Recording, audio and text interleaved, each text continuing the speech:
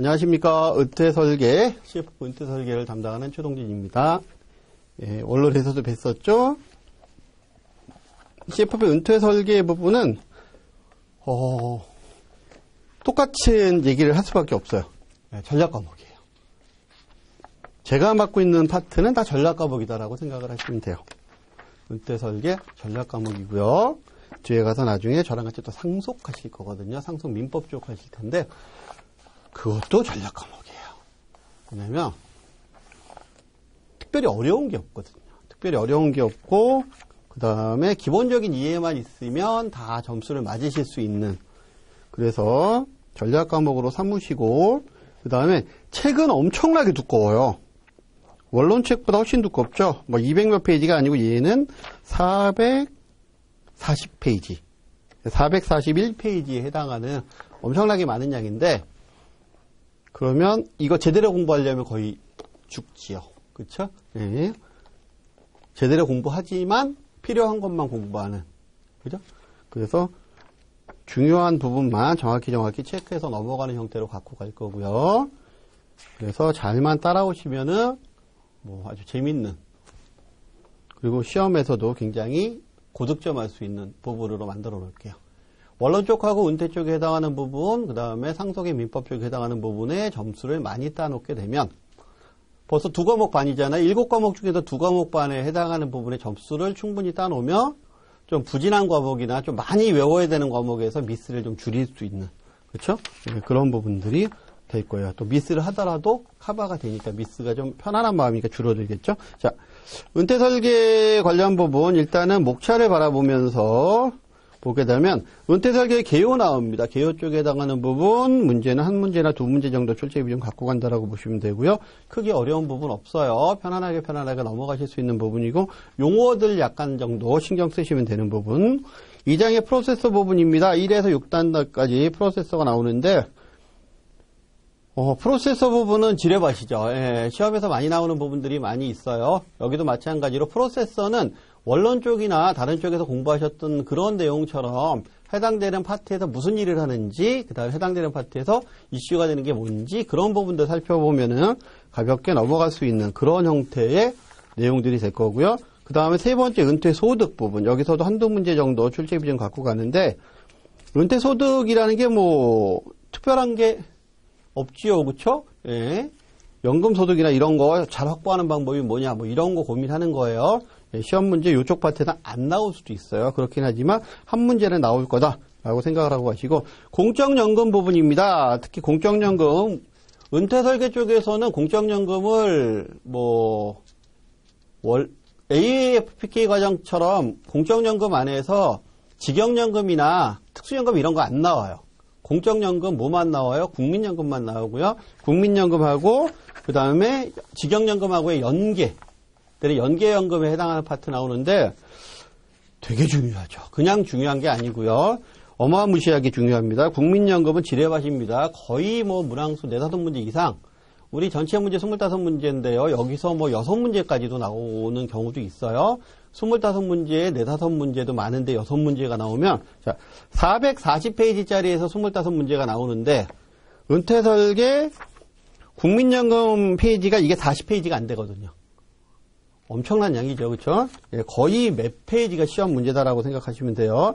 국민연금을 놓치면 빵이다. 근데 놓칠 일이 없어요. 잘만 따라오시면 돼요. 사적연금에 퇴직연금, 개인연금, 연금설계 나오는데 여기 쪽에서도 각각 한 2문제 정도? 그래서 둘둘둘 6이 아니고 전체적으로 2-3문제 정도 출제 비중 갖고 간다고 보시면 되고요.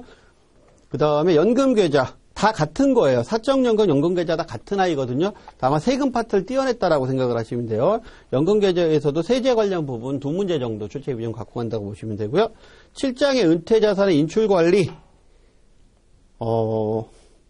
한 문제 정도? 페이지는 엄청 많습니다. 한 30여 페이지 되는데 한 문제 정도 출제 비중 갖고 간다고 보시면 되고, 은퇴석에 사례연구 나옵니다. 8장. 여기는 제낄 겁니다. 강의할 때는. 그냥 요거 사례형에 해당하는 문제이고요. 안쪽에 나와 있는 사례 하나 잡고서 풀어도 이거 4-5시간씩 풀어야 되는 문제인데, 시험에서는 우리는 어차피 시험을 위주로 공부를 해야 되잖아요. 현재는 그렇다라고 하게 되면 해당되는 문제에 대해서는 그다지 그렇게 시험에 나올 만한 거는 없어요. 단 사례 문제에서 무조건 나오겠죠. 그럼 우리는 거기는 어디다 집중하면 된다? 사례집에 나와 있는 문제에 집중하시고요. 혹시나 열심히 공부하다가 하다가 나는 시간이 도저히 남아서 안 되겠어요? 하시는 분들은 보세요. 그 다음 9장. 근로자복지제도입니다. 근로자복지제도, 사내근로복지금이나 선택적 근로자복지제도 뭐 이런 부분들 나오는데 여기서 통상 한 문제가 나오거나 10장에 은퇴설계 생활 관련 부분이 있어요. 생활과 라이프스타일, 여기 웰라인까지 해서 쭉 나오는 부분, 여기서 한 문제가 나오거나 아니면 여기서 각각 한 문제씩 나오거나. 그래서 9장, 10장은 많이 나왔을 때 두 문제에서 진짜 많이 나오면 세 문제까지도 나오는데 앞장에 법률 개정이 되거나 이렇게 많이 바뀌어서 도저히 앞장에서 낼 게 없었다 그러면 뒤쪽에서 근로자복지 한 문제, 생활 두 문제 아니면 각각 한 문제씩 그리고 앞쪽에서 많이 낼 수 있다 그러면 그냥 한 문제 토탈 털어서 이렇게 되는데 그냥 우리는 두 문제 정도 나온다라고 생각을 하고 그렇게 접근을 해 나가도록 하겠습니다. 자, 그러면 은퇴설계에 대한 정의 및 현황 쪽 한번 볼까요? 은퇴설계 정의 및 현황. 우리가 여기서 기본적으로 깔고 들어가는 게 있어야 돼요. 뭐냐면 은퇴가 뭐냐라는 부분에 대한 기본적인 정의가 필요한데 자, 퇴직하고 은퇴는 다른 걸까요? 같은 걸까요? 다른 거예요. 퇴직은 20살에 퇴직할 수도 있어요. 25에 퇴직할 수도 있죠. 30살에 퇴직할 수도 있어요. 퇴직이라는 거 그 회사를 그만두는 게 퇴직이잖아요. 은퇴는 직임에서 물러나서 한가로이 지내는 걸 우리 은퇴라고 얘기를 해요. 그러니까 소득생활에서 단절이 돼서 지내는 걸 은퇴생활이라고 얘기한다. 여기까지가 이제 옛날 얘기야. 옛날에. 지금처럼 고령화 사회가 아니고 적당히 살다가 돌아가셨을 때까지는 그렇게 해석이 됐었어요. 근데 지금은 이제 은퇴가 직임에서 물러나서 한가로이 지낸다가 아니고 직임에서 주된 소득을 버는 거에서 물러나서 어떻게 된다? 조금은 더 편안한 소득 생활을 한다. 또는 지금은 내가 좋아하는 일 하면서 약간의 파스타임에 해당하는 형태의 일들을 하면서 지낸다. 이런 소일거리를 한다. 이런 형태로 이제 개념이 좀 바뀌어 나가는 거죠. 그래서 아예 주된 소득원에서 물러나서 약간 덜 주된 소득원, 그다음 약간 더 덜 소득원 이렇게 나중에 이제 소득 활동을 안 하게 되는 부분까지 가는 이런 흐름을 이제 뭐라고 얘기한다? 우리가 은퇴 설계라고 얘기한다. 그래서 저는 은퇴라는 부분을 옛날에는 직임에 물러나서 한가로이 지낸다였으면 지금은 평생 현역 시대이기 때문에 평생 현역으로 살아야 돼요. 다만 현역으로 사는 데 있어서의 약간의 생활에 필요한 돈을 버는 거에 대한 부담을 좀 줄이는 시간? 그게 은퇴라고 보면 되는데 현실적으로는 또 그렇지 않죠. 재밌는 부분이 뭐냐면 일단 요거 하면서 한번 얘기를 해보죠. 은퇴설계 정의 두 번째 단락에 보면 은퇴의 개념은 11페이지입니다. 은퇴의 개념은 고용 상태에서 물러나 일회성 사건이 아니라 주된 일자리에서 중간과정 일자리, 자영업, 소일거리의 부업 등 이렇게 계속해서 어떤 잡이 줄어들어가는 이런 형태로 변화했다. 그리고 한 페이지 넘겨보시면 고령화 추세 2018년도 현재 14.3%로 이미 고령사회에 진입했지요. 우리가 7%, 14%, 20%에서 고령화 사회, 고령사회, 초고령 사회로 나눈다라고 하게 되면 지금은 이제 고령 사회죠. 고령화 사회다라고 하면 틀린 거고요. 표 1-1 밑에 있는 표 1-1 밑에 있는 박스 바로 밑에 공식 있죠? 노령 부양비와 노령화 지수에 해당하는 공식은 필히 알아두셔야 되고요. A 과정에서 익히 알고 있는 내용이기도 하지만 그래도 잊어버렸을까봐 다시 한번 거기에서 0세에서 14세, 뭐 15세에서 64세 나오죠? 자, 15세에서 64세까지 우리가 뭐라고 얘기한다? 경제활동 가능 인구라고 얘기한다. 15살짜리가 뭘 버냐고요? 돈 벌 수 있냐고요? 옛날에는요, 산업화 시대 때 8살짜리도 돈 벌었어요. 7살짜리도 산업혁명의 희생양이죠, 일종의. 그래서 8살, 7살, 6살짜리도요, 가서 일했어요. 상상이 안 가죠, 여러분들은. 그래서 나온 법이 아동복지법이고 아동보호법이에요. 워낙 어린애들. 왜? 걔네들 하다못해 뭐를 할 수 있어요? 이거 수발할 수 있거든요. 그러다가 미끄러졌는데, 뭐, 기계에 끼거나, 뭐 이렇게 돼서 사망하거나, 뭐 이런 사고들이 워낙 많이 일어나다 보니까, 그리고 아동학대가 많이 일어나다 보니까, 그래서 산업혁명기를 거치면서 아동보호에 대한 얘기가 나오기 시작했고, 그러면서 아동들은 몇 세 이하로는 이제 취직시키지 마라. 일시키면 안 된다. 라고 나와서 정리가 된 게 쭉 가면서 정리가 된 게 15세인 거야. 그래서 15세서부터는 자기가 돈 벌 수 있다. 라고 정리를 하는 거예요, 지금. 그게 이제 아직까지 이제 오고 있는 거죠. 15세에서 64세까지가. 65세라는 기준도 그래요. 65세라는 기준도 1890년대에 비스마르크라는 양반이, 그 양반이 이제 독일의 철혈재상이죠. 그 양반이 노인의 기준을 몇 세로 볼 거냐라고 했을 때 65세에 대한 기준을 세웠었어요. 연금을 처음에 이제 연금이라는 걸 만들면서 노령연금이라는 걸 만들면서 그때 1890년대 그 기준이 지금 2000년도 한참 지난 지금까지도 65세면 노인이다. 라는 기준을 갖고 오고 있는 거니까 꽤 오래된 얘기죠. 그러니까 빨리 바뀌어야 되는 거죠. 그럼에도 불구하고 지금 그렇게 가고 있고 그러다 보니까 정년은 또 50세, 55세 뭐 이렇게 되고 근데 55세 뭐 이렇게 돼도 운동장에서 축구 한 판을 있는 데를 전후반 다 뛰어도 아직까지 힘이 남아있는, 그죠? 예, 그런 세대에 우리가 살고 있다 보니까 이게 문제가 되는 거죠. 이유는 한 가지입니다. 그러니까 상하수도 시설이 너무 발달해서 그래요. 암을 정복하면 5년의 수명이 늘어나지만 상하수도 정복하면 30년의 세월이 늘어나거든요. 질병이 없어지게 되면 평균 수명 확 늘어나요. 그러다 보니까 이제 환경이 좋아지다 보니까 은퇴라는 부분이 이제 문제가 되는 거예요. 여긴 그런 얘기가 안 써있지만 우리가 기본적으로 알고 있어야 되는 상식인 거고요. 나번에 은퇴 준비에 대한 현황입니다. 잘해야 되겠죠? 근데 힘들어요. 그렇죠? 그게 다예요. 다번 고령화와 관련된 문제점. 두 번째 줄에 보면 65세 이상 고령자의 상대적 빈곤율은 49.6%로 OECD 국가 중에서 가장 높다. 힘들다라는 얘기죠. 예, 어렵다라는 얘기입니다. 왜냐하면 준비가 그만큼 안 돼 있기 때문에 여기는 결정적으로 저런 부분들도 있어요. 뭐냐면 자식에 대한 올인 부분도 같이 겹쳐 있어서 그런 부분이에요. 65세 이상 고령자 대부분 자식에 대한 교육비, 자식에 대한 결혼자금, 자식에 대한 부양, 그리고 본인이 또 부모에 대한 부양까지 같이 책임을 지다 보니까 노후 준비할 시간이 없다라는 거죠. 예, 그런 부분이에요. 은퇴 시장의 동향 세 번째 줄에 고령화는 커다란 위험 요인이 되기도 하지만 새로운 수요 창출의 기회라는 양면성을 내포하고 있다. 무슨 얘기예요? 예. 베이비 부모 세대. 지금 저를 포함한 베이비 부모 세대는요. 어떻게 정의를 내릴 수 있냐면 저는 이렇게 정의를 내려요. 단군 유사 이래. 단군 이래 가장 많은 부를 축적한 세대가 지금 베이비붐 세대예요. 단군 이래. 옛날에 우리가 그 황금기를 추구했다라고 얘기하는 세종시대나 영종조 시대 때도요. 사대문 밖에서는 가뭄 때문에 굶어 죽는 사람이 부지기수였어요. 근데 그 태평성대라고 얘기하는 그 시대에도 그랬었거든요. 근데 지금 안 그러잖아. 그죠? 근데 우리 바로 전 세대, 지금 베이비 부모 세대의 바로 전 세대는 또 보릿고개를 못 넘겨서 돌아가시는 분들이 꽤 있었다라는 거죠. 그 다음에 베이비 부모 세대 이후 세대, 지금 청년 세대들 취직하기 정말 힘들죠? 예, 먹고 살기 정말 힘들어요. 그죠? 예. 그 사이 딱 중간에 있는 요 세대가 금전적으로 가장 고생도 제일 많이 했고 어떻게 보면 최근 들어서는 그럼에도 불구하고 고도성장을 살았기 때문에 가장 풍요로운 세대이다 보니까 뭐가 문제가 되는 거예요? 고령화 산업이 좋아진다라는 거죠.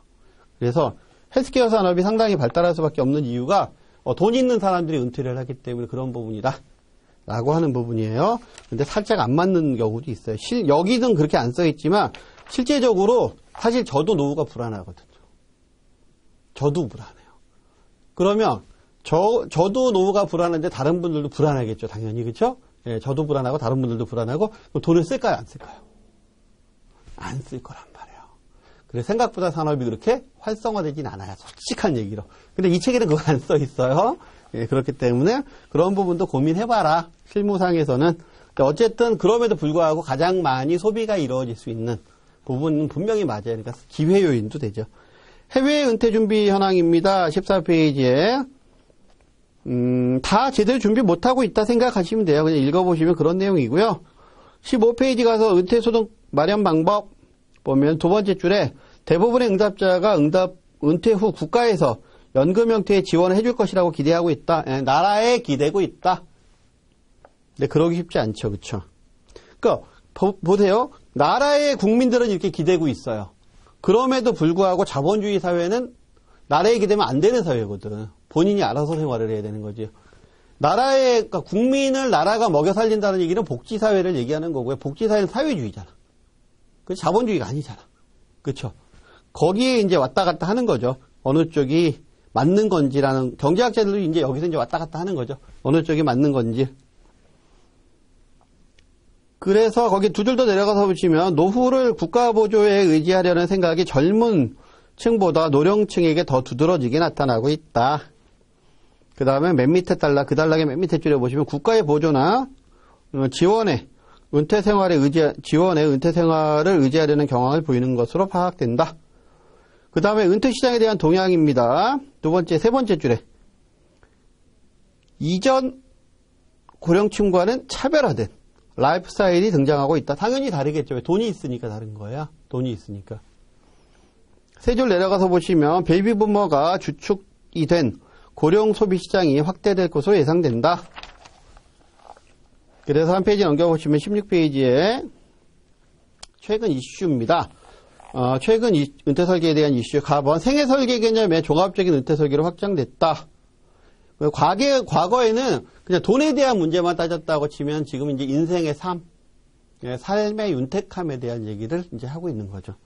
그래서 그 위에서 5번째 줄에 보시면 생애 설계 측면에서 고객의 은퇴 생활 전반에 대한 종합적 다원적으로 접근하고 있고요. 협의의 은퇴 설계가 구체적인 수치와 데이터를 통한 재무 설계 접근 방식이었다면 종합적 은퇴 설계는 고객의 삶 속의 인생의 가치나 의미를 발견하고 비전과 목표를 수립하는 비재무적 설계까지도 포함하는 개념이다. 그래서 어느 부분까지 맨 밑에 생애 설계 마지막 세계 설계 웰다잉까지. 그래서 개념이 확장되고 있다. 이게 어떻게 돼야 되냐면요. 제가 A과정에서도 아마 이런 얘기를 드렸던 것 같은데 우리가 초등학교 6년, 중학교 3년, 고등학교 3년, 대학교 4년. 그럼 16년이잖아요. 16년 동안 배워서 30살 정도 가까이 돼서 아니면은 그쵸? 28, 30살 가까이 돼서 55세까지 또는 60세까지 그 배운 거 갖고서 먹고 살았잖아. 그러면 60세 이후서부터 나머지 80세, 90세까지는요. 또 배워야 되거든, 새로운 걸. 그래야지 거기에 맞는 생활을 할 수 있는데 그거에 대한 교육이 없지. 그렇죠? 예, 그런 부분까지도 지금 이제 은퇴 설계 부분은 확장이 돼야 되는 거예요. 그래서 실질적으로 교육에 대한 부분. 우리가 재무 설계면 재무 교육을 시키듯이 은퇴 설계는 인생 교육을 다시 시키는. 그래서 새로 배워야 된다라는 걸 주장하시는 분들이 많이 있고요. 저도 마찬가지고. 그 다음에 나번에 은퇴 자산 인출 전략과 은퇴 후 자산 관리. 자, 17페이지 보면 맨 위에 줄에 은퇴 자산의 인출 문제가 중요한 화두로 떠오르고 있다. 그쵸? 뭐예요? 자, 은퇴 직전까지는 축척에 대한 문제죠. 그 다음에 은퇴 이후에는 분배에 대한 문제거든요. 예, 그런 거다. 그냥 그렇게 읽으시면 돼요. 그 다음에 답은 은퇴자 사망 후 유족에 대한 은퇴 소득의 확보. 사망하신 다음에 유족들은 어떻게 살 것이냐라는 부분에 대한 고민을 해야 된다라는 거죠. 라번에 노년 의료비. 예, 의료비 많이 들어갑니다. 유병장수잖아요. 그 얘기를 지금 하고 있는 거니까 은퇴 이후에 많이 들어갈 거다. 그러니까 모아야 된다. 이 정도로 넘어가시면 되고요. 근데 어차피 돈 모으는데 한계가 있잖아요. 그러니까 어떻게 해야 돼요? 위험의 이전. 즉 보장성 보험이나 이런 부분은 신경을 많이 써야 된다는 거죠. 19페이지입니다. 은퇴 설계의 이론적 근거.